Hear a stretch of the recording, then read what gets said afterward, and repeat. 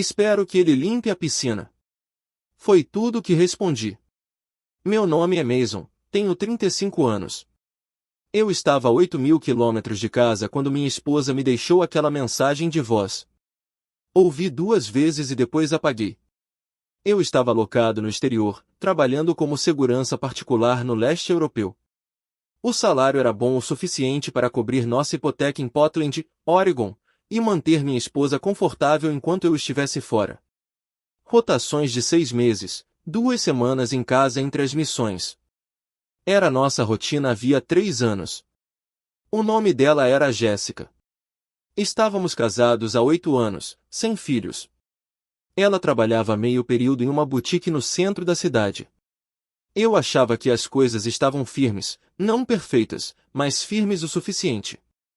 A distância era difícil, claro, mas imaginei que tínhamos um acordo. Eu estava enganado. A mensagem de voz chegou às 23 horas, no meu horário, de manhã, em casa. Ela parecia calma, quase ensaiada. Conheci alguém que está aqui de verdade. Ele está se mudando para a nossa casa. Não se incomode em voltar. Sentei-me na beirada do meu beliche e fiquei olhando para o celular. Minhas mãos não tremiam. Não joguei nada. Apenas fiquei ali sentado, deixando a ficha cair. Ela tinha conhecido alguém. Ele estava se mudando para a nossa casa, a casa pela qual eu paguei. Pensei em ligar de volta, exigir uma explicação, perguntar quem ele era, há quanto tempo aquilo estava acontecendo, mas desisti. Em vez disso, digitei aquela única frase e cliquei em enviar, espero que ele limpe a piscina. A piscina era a única coisa da qual Jéssica sempre reclamava. Mandei instalá-la há 2 anos porque ela disse que deixaria a casa mais completa. Ela nunca limpou sozinha. Sempre a deixava por minha conta quando eu estava em casa. Desliguei o telefone e voltei ao trabalho. Na manhã seguinte, liguei para um amigo meu nos Estados Unidos. O nome dele era Elliot. Trabalhamos juntos anos atrás, antes de eu virar soldado raso. Ele agora trabalhava com imóveis. Pedi que ele passasse na minha casa, só para ver o que estava acontecendo. Ele disse que viria. 3 dias depois, Elliot me ligou de volta. Tem um cara morando lá. Vi ele entrando na sua garagem com uma caminhonete nova. A Jéssica estava com ele. Eles estavam rindo. Agradeci e desliguei. Foi então que percebi que não se tratava de um erro impulsivo. Ela havia planejado aquilo e achava que eu estava longe demais para fazer algo a respeito. Jéssica e eu nos conhecemos na faculdade. Ela estudava marketing, eu, justiça criminal. Nos casamos jovens, talvez jovens demais, mas eu a amava.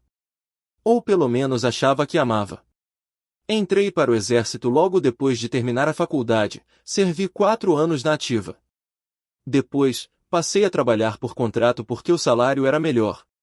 Jéssica apoiou no início, disse que entendia, mas com o tempo as reclamações começaram.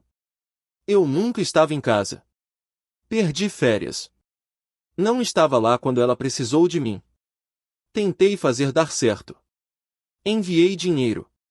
Liguei quando pude. Levei presentes para ela toda vez que voltei.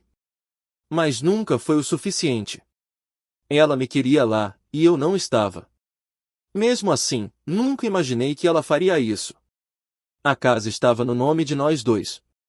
Nós a compramos há 6 anos, um rancho de 3 quartos nos arredores da cidade. Nada luxuoso, mas era nosso. Ou assim eu pensava. Jéssica tinha acesso a tudo, contas bancárias conjuntas, cartões de crédito compartilhados. Eu confiava nela.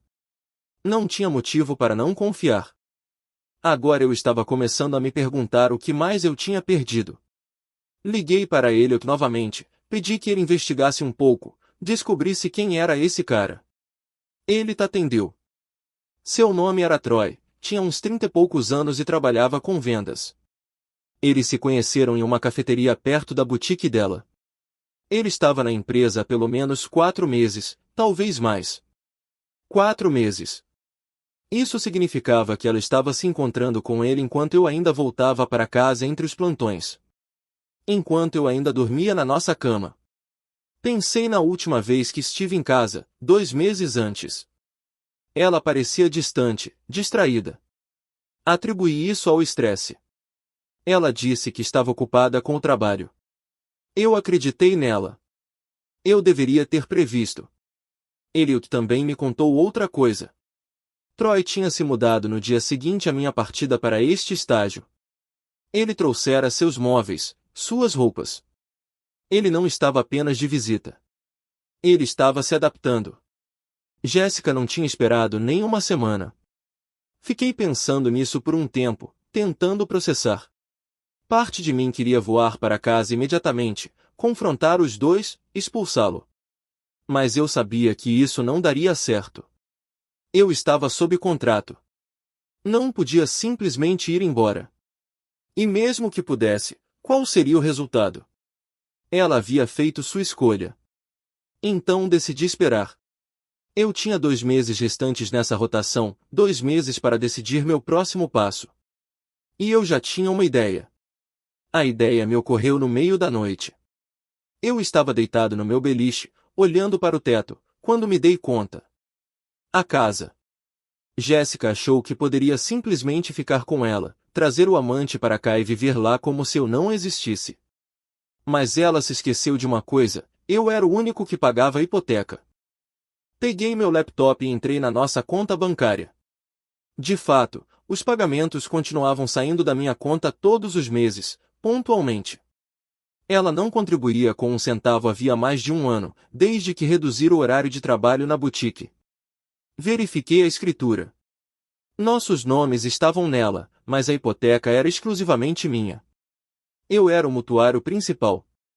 Ela estava listada apenas como coproprietária. Isso me deu uma vantagem. Passei os dias seguintes pesquisando, conversando com um advogado em casa por e-mails criptografados. O nome dele era Nathan. Ele era especialista em divórcio e disputas patrimoniais. Expliquei a situação. Ele disse que eu tinha opções. Uma delas era parar de pagar, deixar a casa entrar em execução hipotecária e forçar a mão dela. Mas isso arruinaria meu crédito, e eu não estava disposto a afundar minhas próprias finanças só para provar meu ponto de vista. A outra opção era mais direta: pedir o divórcio, reivindicar o abandono, requerer a posse plena do imóvel como parte do acordo. Levaria tempo, mas era factível. Nathan também sugeriu outra coisa. Antes de entrar com o pedido, documente tudo. Prove que ela transferiu outra pessoa para casa sem o seu consentimento. Isso vai funcionar a seu favor. Gostei da ideia. Liguei para o Elliot novamente, pedi que tirasse fotos e conseguisse provas. Ele disse que cuidaria disso. Uma semana depois, ele me enviou uma pasta cheia de imagens, a caminhonete do Troy na garagem, Jéssica e Troy descarregando as compras, os dois sentados na varanda. Minha varanda. Guardei cada uma delas. Então, fiz outra coisa. Liguei para a empresa de hipotecas, expliquei que estava destacado no exterior e pedi que sinalizassem a conta para quaisquer alterações não autorizadas. Eles disseram que fariam isso. Também atualizei meu endereço de correspondência para uma caixa postal que eu havia criado por meio de um serviço de encaminhamento. Qualquer coisa enviada para casa agora chegaria primeiro a mim. Jéssica ainda não sabia, mas eu estava construindo um caso. Pensei em ligar para ela e contar o que estava fazendo, mas desisti. Deixei que ela pensasse que eu estava derrotado. Deixei que ela pensasse que eu tinha desistido. Ela descobriria em breve. Enviei mais uma mensagem para Nathan: arquive os papéis. Quero que isso seja feito. Ele respondeu em menos de uma hora: pronto. Recostei-me na cadeira e exalei. Pela primeira vez em semanas, senti algo além de raiva. Senti-me no controle. Nathan entrou com os papéis do divórcio 3 semanas depois. Ele os enviou para casa por carta registrada. Jéssica teve que assinar. Recebi a notificação no meu celular no mesmo dia. Ela me ligou 1 hora depois. Não atendi. Ela deixou uma mensagem de voz. Ouvi no viva voz enquanto tomava café da manhã. Mason, que diabos é isso? Você está mesmo pedindo divórcio? Você nem conseguiu falar comigo primeiro? Isso é loucura. Me liga de volta. Apaguei a mensagem. Ela ligou novamente naquela noite, depois na manhã seguinte 2 vezes no dia seguinte. Ignorei todas as ligações. Se ela quisesse se comunicar, poderia fazê-lo por meio dos advogados. Nathan me disse que ela havia entrado em contato com ele. Ela estava com raiva, queria saber o que eu estava pedindo. Ele me disse a verdade: propriedade total da casa, divisão de bens e reembolso das parcelas da hipoteca que eu havia pago enquanto ela morava lá com Troy. Ela não gostou disso. Alguns dias depois, Nathan me ligou. Ela está resistindo. Diz que tem direito à metade da casa. Ela está alegando que contribuiu para a casa de outras maneiras. Eu ri. Tipo o quê? Compras e brunch. Nathan não achou graça. Ela vai lutar contra isso. Esteja preparado. Eu disse a ele para deixá-la lutar. Eu tinha provas, fotos, extratos bancários, um comprovante de que ela não pagava um centavo da hipoteca há mais de um ano. Mas então algo inesperado aconteceu. Jéssica contratou sua própria advogada, uma mulher chamada Verônica. E Verônica não estava brincando. Ela entrou com uma reconvenção, alegando que eu havia abandonado o casamento ao optar por trabalhar no exterior, que Jéssica havia sido deixada sozinha para cuidar da casa e que merecia uma indenização por sofrimento emocional. Sofrimento emocional, isso sim era incrível. Nathan me encaminhou os documentos. Li uma vez, depois reli. Ela estava tentando se retratar como a vítima, a esposa abandonada deixada para trás enquanto o marido corria atrás de dinheiro no exterior. Isso me deixou furioso, mas Nathan me disse para não reagir. Isso é só uma tática. Ela está tentando te fazer passar por mal. Atenha-se aos fatos.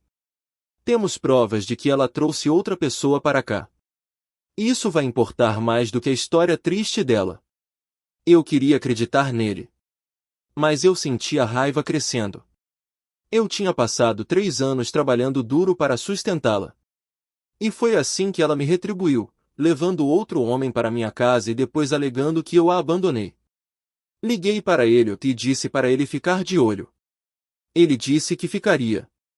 Uma semana depois, me enviou uma atualização. O Troy ainda está lá. Mas tem alguma coisa errada.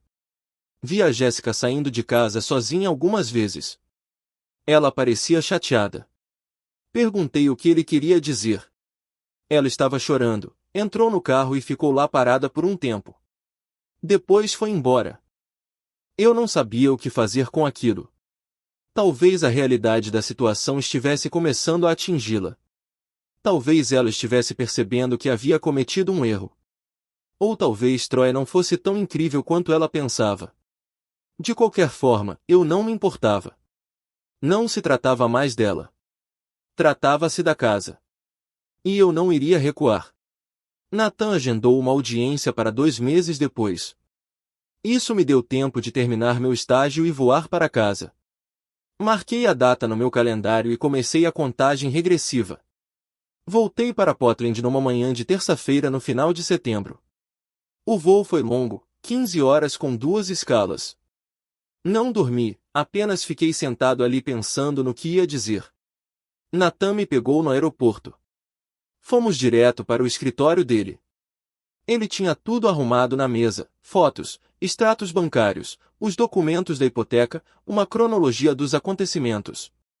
Isso é sólido, disse ele. Ela não tem base para se sustentar, mas a Verônica vai tentar deixar isso emotivo. Ela vai te pintar como o marido ausente. Você precisa manter a calma. Assenti. Eu tinha passado os últimos 2 meses me preparando para isso. Eu não ia perder a calma agora. A audiência estava marcada para a semana seguinte. Isso me deu tempo para me acomodar. Fiquei em um hotel perto do centro da cidade. Eu não queria chegar perto da casa. Ainda não. Mas passei por lá uma vez, só para ver. A caminhonete do Troy estava na garagem. A grama precisava ser aparada. A piscina estava coberta, mas eu podia ver algas subindo pelas bordas. Jéssica não se preocupou em cuidar dela. Sentei-me no meu carro alugado do outro lado da rua e fiquei olhando para casa por um tempo. Parecia diferente, como se não me pertencesse mais, como se outra pessoa a tivesse reivindicado. Mas ainda era minha, e eu iria recuperá-la. Alguns dias depois, Nathan me ligou. Temos um problema. Perguntei que tipo de problema era. A Verônica está tentando adiar a audiência. Ela está dizendo que a Jéssica precisa de mais tempo para reunir provas. Ela está enrolando. Eu disse a ele para não deixar. Nathan disse que iria resistir, mas que isso estava fora de suas mãos. O juiz decidiria. O juiz concedeu o adiamento. Mais 2 semanas. Fiquei furioso, mas Nathan me disse para ter paciência. Isso funciona a nosso favor. Quanto mais isso se arrastar, mais caro será para eles. Verônica não é barata, e acho que Jéssica não tem dinheiro para continuar com isso. Ele tinha razão. Jéssica vivia às minhas custas há anos. Ela não tinha economias, e eu duvidava que Troy estivesse pagando a conta de um advogado caro. Enquanto esperava, investiguei um pouco. Pesquisei sobre Troy online e encontrei suas redes sociais. Ele era exatamente o que eu esperava, 30 e poucos anos, bonito de um jeito genérico, postava fotos em bares, na academia, com sua caminhonete. Ele havia postado uma foto da Jéssica algumas semanas antes, os dois em algum restaurante. Ela estava sorrindo. Ele a abraçava. A legenda dizia, novos começos. Salvei a foto e a adicionei à pasta.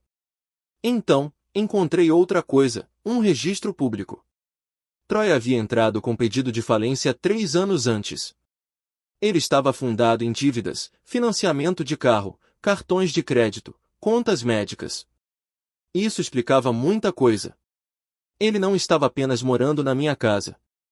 Ele estava usando Jéssica para se reerguer. Enviei a informação para o Nathan. Ele disse que era útil, mas não diretamente relevante. Mesmo assim, ilustrava bem o contexto. A Jéssica não tinha simplesmente seguido em frente. Ela tinha seguido em frente com alguém que estava falido. A audiência foi remarcada para 15 de outubro. Circulei a data e esperei. A audiência aconteceu em um pequeno tribunal no centro da cidade. Cheguei cedo. Nathan me encontrou do lado de fora. Ele carregava uma pasta grossa. Pronta? Perguntou. Assenti. Jéssica já estava lá dentro, sentada à outra mesa com Verônica. Troy não estava lá. Isso me surpreendeu. Achei que ele fosse aparecer, mas talvez Verônica tenha dito para ele ficar longe. Jéssica parecia diferente, mais magra. Seu cabelo estava mais curto. Ela não olhou para mim quando entrei. A juiz entrou, uma mulher de uns 50 anos. Parecia cansada, como se já tivesse passado por aquilo uma centena de vezes.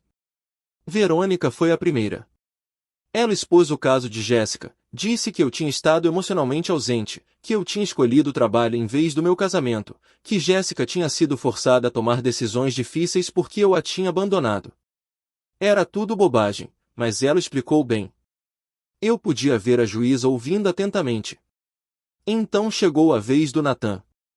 Ele começou com os fatos, as prestações da hipoteca, os extratos bancários mostrando que eu era a única contribuinte, as fotos da mudança do Troy, o cronograma comprovando que a Jéssica tinha começado a vê-lo enquanto eu ainda voltava para casa entre os turnos.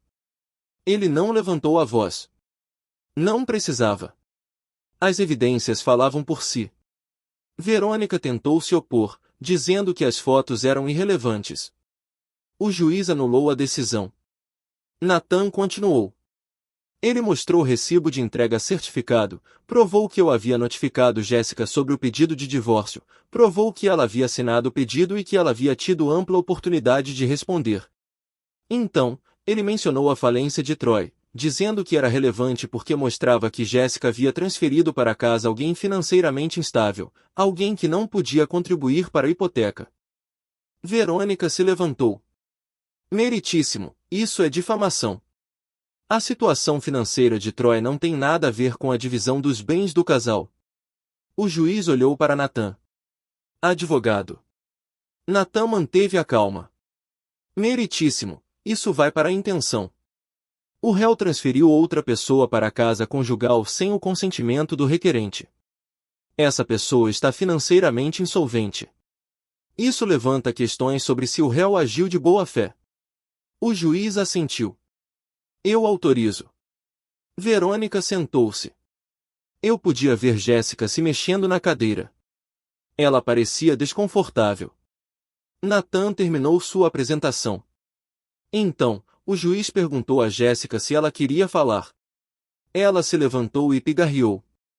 Só quero dizer que nunca quis que as coisas acontecessem assim. Eu estava sozinha. Mason nunca estava em casa. Cometi um erro. Mas não acho que deva perder tudo por causa disso. Sua voz falhou no final. Eu não conseguia dizer se era genuíno ou fingimento. O juiz olhou para ela por um momento. Depois, olhou para mim. Senhor Mason, o senhor tem algo a dizer? Natan começou a se levantar, mas eu o dispensei com um gesto. Levantei-me sozinho. Trabalhei no exterior para nos sustentar. Fiz sacrifícios. Confiei nela. Ela retribuiu essa confiança trazendo outro homem para nossa casa. Não estou pedindo nada irracional. Só quero o que é meu. Sentei-me. A juíza assentiu. Ela revisou os documentos por alguns minutos. Então, proferiu sua decisão. A casa vai para o Sr. Mason. A Sra. Jéssica tem 30 dias para desocupar. Todas as parcelas da hipoteca feitas pelo Sr. Mason durante a separação serão reembolsadas com a divisão dos bens restantes. Suspirei. Natan se inclinou. Nós vencemos. Jéssica não se mexeu. Ela apenas ficou ali, olhando fixamente para a mesa. A sala do tribunal esvaziou rapidamente. Jéssica e Verônica saíram sem dizer uma palavra. Fiquei com Natan. Ele arrumou seus arquivos e apertou minha mão. Você se saiu bem, disse ele. Agradeci e paguei a última fatura. Então, saí para o ar fresco de outubro. Eu me sentia mais leve, como se um peso tivesse sido tirado de mim. A casa era minha, oficialmente. Nada de propriedade conjunta, nada de contas compartilhadas, só minha. Dirigi até a casa naquela tarde. A caminhonete do Troy não estava na garagem. O carro da Jéssica estava. Estacionei do outro lado da rua e esperei. 1 hora depois, Jéssica saiu. Ela carregava uma caixa. Colocou-a no porta-malas. Depois, voltou para dentro. Fez mais 3 viagens. Em cada uma delas, carregava algo diferente, roupas, utensílios de cozinha, pertences pessoais. Ela nunca olhou na minha direção. Acho que ela não sabia que eu estava ali. Na última viagem, ela parou, colocou a caixa na entrada da garagem, sentou-se nos degraus e cobriu o rosto com as mãos. Eu a vi chorar. Uma parte de mim sentiu pena dela, mas só uma pequena parte. Ela havia feito sua escolha.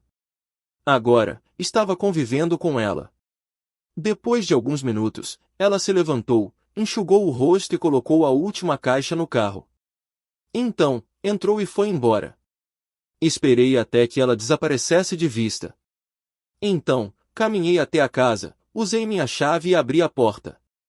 O lugar tinha um cheiro diferente, como se outra pessoa tivesse morado ali, e de fato tinha. Andei por cada cômodo. A mobília era quase toda minha, mas havia pequenas mudanças, um sofá diferente na sala, cortinas novas, uma louça diferente na cozinha. Passei o resto do dia limpando, jogando fora tudo que não pertencia. Jéssica se mudou 3 semanas depois. Ela levou tudo que pôde, o sofá, a louça, até a cortina do chuveiro. Não me importei. Troquei tudo. Troy foi embora com ela. Ele confirmou. Ele os viu carregando um caminhão de mudança uma tarde. Eles partiram juntos. Nunca mais vi nenhum dos dois. Soube por uma amiga em comum que Jéssica se mudou para um apartamento pequeno de 1 quarto do outro lado da cidade. Ela havia voltado a trabalhar em tempo integral na boutique. Troy havia se mudado para a casa dela, mas, pelo que ouvi, as coisas não estavam indo bem. Ele ainda estava falido, afundado em dívidas, e agora estava arrastando consigo. Não senti satisfação com isso, apenas alívio. Alívio por ter terminado com aquilo, terminado com ela. Jéssica acabou perdendo o emprego. A loja fechou 6 meses depois.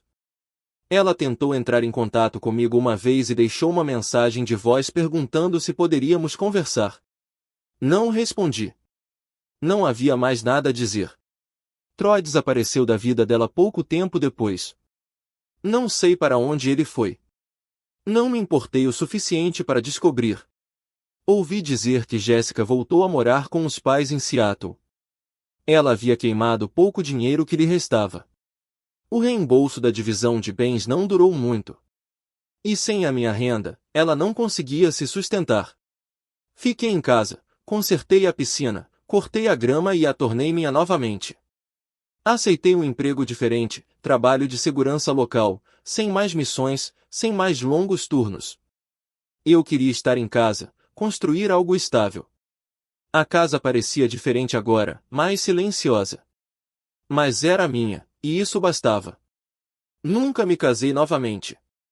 Talvez um dia, mas por enquanto, eu estava contente. Às vezes, é preciso se afastar de tudo só para descobrir o que é realmente seu.